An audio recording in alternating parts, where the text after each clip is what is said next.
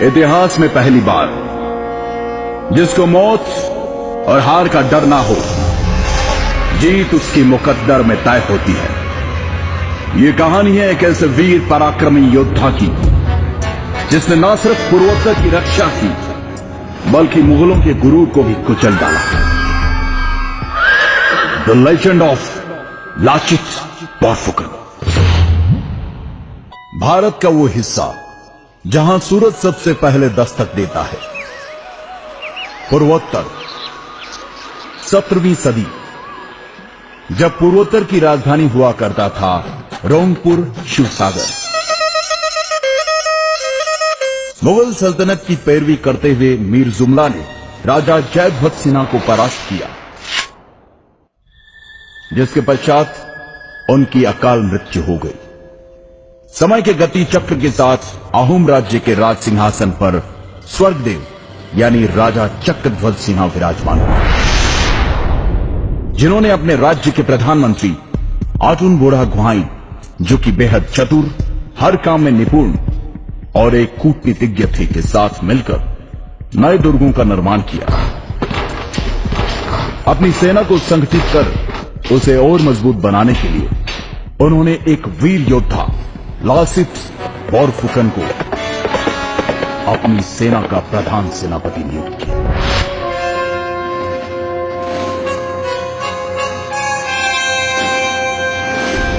जो कि ऊपरी असम के पहले बोरबरुआ मोमाई तामुली बोरबरुआ के बेटे थे। लासित हर तरह के युद्ध कौशल में सामर्थ्य रखते थे। सेनापति नियुक्त करते वक्त राजा चक्रध्वज सिन्हा ने लासित को एक सोने से निर्मित हैंगडांग यानी तलवार उपहार स्वरूप दी। चक्रध्वज सिन्हा ने धीरे धीरे आसपास के सभी राज्यों से मित्रता के संबंध बनाने शुरू कर दिए और मुगलों के साथ की गई संधियों को तोड़ना शुरू कर दिया।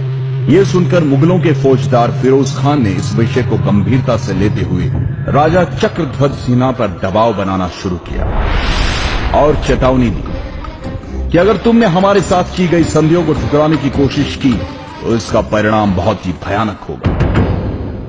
उधर इन बातों की परवाह किए बगैर प्रधानमंत्री आटुन बोड़ा गुहाई और प्रधान सेनापति लासित बोरफुकन ने मिलकर पहले छोटी छोटी जगहों पर और फिर अगस्त 1667 को गुवाहाटी पर भी फतह हासिल कर, जिसके तहत मुगलों को पीछे हटने पर मजबूर होना पड़ा। और तब राजा चक्रध्वज सिन्हा ने कहा था, अब मैं सुकून से 2 मुट्ठी चावल खा पाऊंगा।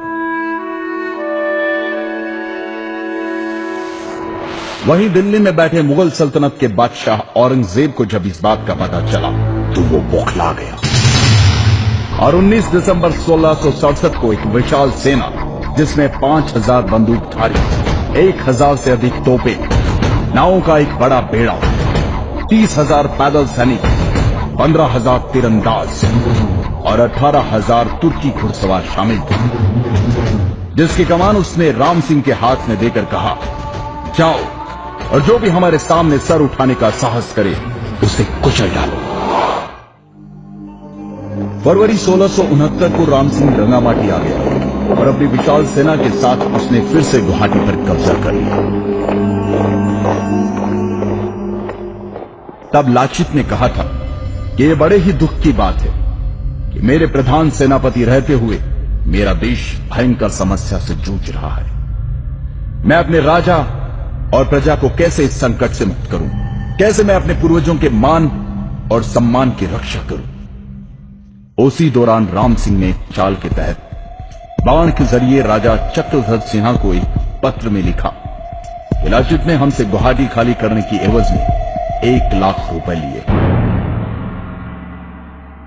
एक बार तो राजा को लाचित की ईमानदारी पर शक हुआ, लेकिन प्रधानमंत्री आटुन बोड़ा गुहाई ने समझाया कि लाचित देशभक्त है और यह उनके खिलाफ एक षड्यंत्र मात्र है। लाचित के देशभक्ति की मिसाल इस बात से भी लगाई जा सकती है कि मुगलों पर नजर रखने एवं युद्ध नीति के तहत लाचित ने गुवाहाटी के नजदीक दुर्ग बनाने के काम की जिम्मेदारी अपने मामा को दी थी और कहा कि कल भोर होने से पहले यह दुर्ग तैयार हो जाना चाहिए। मामा ने कहा, आप निश्चिंत होकर आराम करें, सुबह तक काम हो जाएगा। आधी रात को लाचित की बेचैनी बढ़ गई। उनसे रहा नहीं गया और वो दुर्ग का काम देखने चले आए। उन्होंने वहां जाकर देखा तो सारे मजदूर और मामा सो रहे थे। ये देखकर लासित की आंखों में खून उतर आया और उन्होंने गुस्से से मामा को उठाकर कहा, मामा, मैंने आपको कहा था कि काम रात भर में हो जाना चाहिए। दुश्मन हमारी मां की छाती पे खड़ा है, लेकिन बावजूद इसके आप आराम की नींद सो रहे थे।